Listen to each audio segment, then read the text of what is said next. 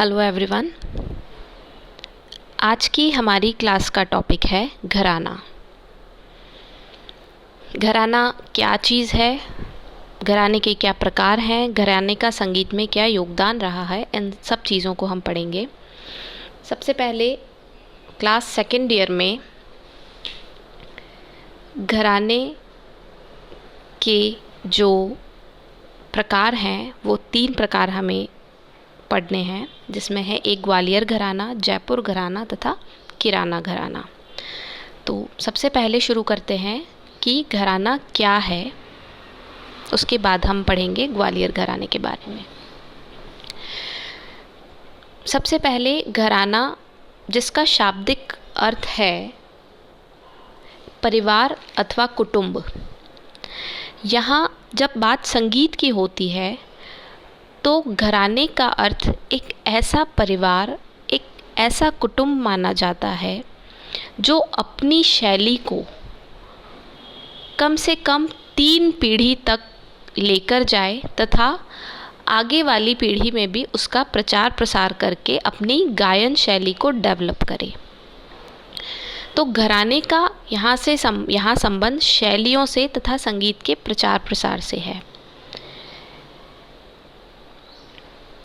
संगीत में अपनी परंपरा को, चाहे वह गायन, वादन या नृत्य हो, अपनी शैलियों को घराना न सिर्फ जीवित रखे हुए है बल्कि उसका प्रचार तथा प्रसार करने में भी घराना एक महत्वपूर्ण भूमिका निभा रहा है।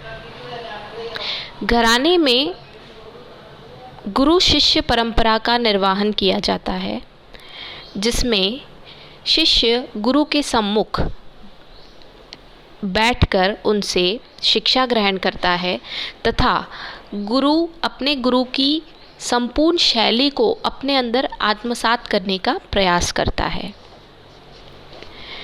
साथ ही वह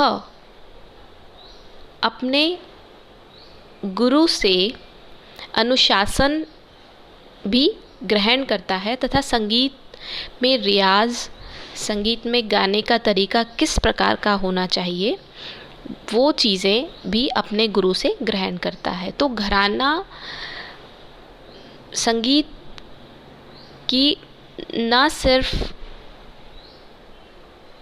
प्रचार प्रसार में बल्कि संगीत को, भारतीय शास्त्रीय संगीत को एक समृद्ध संगीत बनाने में भी बहुत महत्वपूर्ण भूमिका रखता है।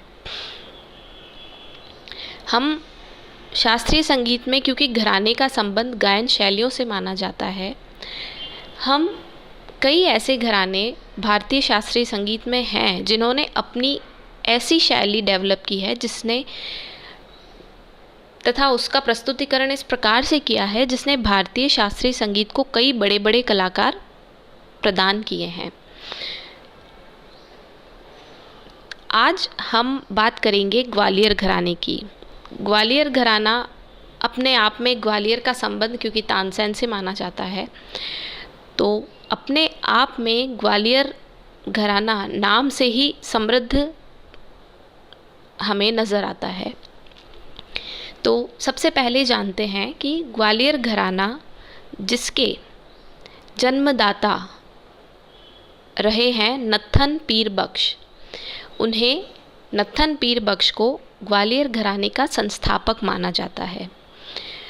नत्थन पीर बख्श के 2 पुत्र थे, कादिर बख्श तथा पीर बख्श। कादिर बख्श ग्वालियर नरेश के दरबारी गायक के रूप में नियुक्त थे तथा कादिर बख्श के भी 3 पुत्र हुए, जिसमें से हस्सू खां, हद्दू खां तथा नत्थू खां। यह 3 पुत्र कादिर बख्श के थे, जिनमें से नत्थू खां को पीर बख्श ने गोद ले रखा था। कादिर बख्श के ये तीनों ही पुत्र प्रसिद्ध ख्याल गायक माने जाते थे। अपनी ही परंपरा को आगे बढ़ाते हुए हस्सू खां के पुत्र गुले इमाम तथा उनके पुत्र मेहंदी हुसैन साहब, इन सभी ने ग्वालियर घराने की परंपरा को आगे बढ़ाया। साथ ही हद्दू खां के पुत्र रहमत खां, मोहम्मद खां, इन्होंने भी अपनी संगीत परंपरा को आगे बढ़ाया।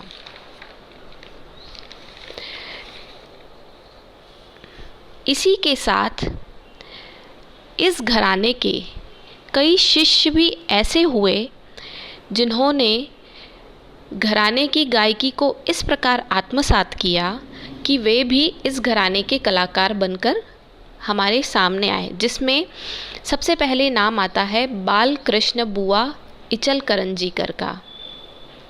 उसके बाद वासुदेव जोशी, बाबा दीक्षित जैसे कई बड़े बड़े कलाकार जिन्होंने हमें इस पीढ़ी को आगे बढ़ाया।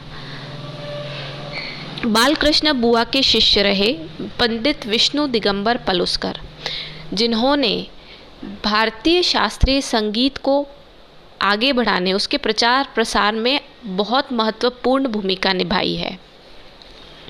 उन्होंने इस घराने की गायकी का प्रचार प्रसार किया तथा पंडित ओमकार नाथ ठाकुर जैसे शिष्य को संगीत जगत में उन्होंने लाकर रखा। साथ ही विनायक दास जी, पटवर्धन, नारायण व्यास जैसे कई प्रसिद्ध गायक इस घराने ने भारतीय शास्त्रीय संगीत को दिए हैं।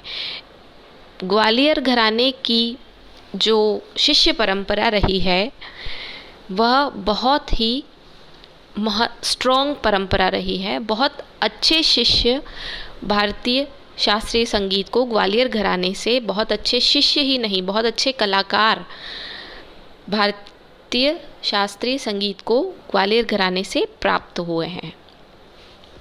अब हम बात करते हैं, क्योंकि घराना अपनी शैलियों के लिए काफ़ी जाना जाता है। घराने का अर्थ ही गायन शैलियों से अपनी विशेषताओं से घराना बनाया जाता है। हर गायकी की, हर गायक की, हर कलाकार की अपनी विशेषता है, जिनको आगे ले जाते हुए, पीढ़ी दर पीढ़ी चलाते हुए घराने का निर्माण किया जाता है। तो ग्वालियर घराने की गायकी में ऐसी क्या विशेषताएं हैं, ये हम देखते हैं। सबसे पहले ग्वालियर घराने के जो कलाकार हैं वह खुली आवाज़ में गायन अपना प्रस्तुत करते हैं। उनकी आवाज़ में दम है तथा खुली आवाज़ में अपना गायन प्रस्तुत करते हैं।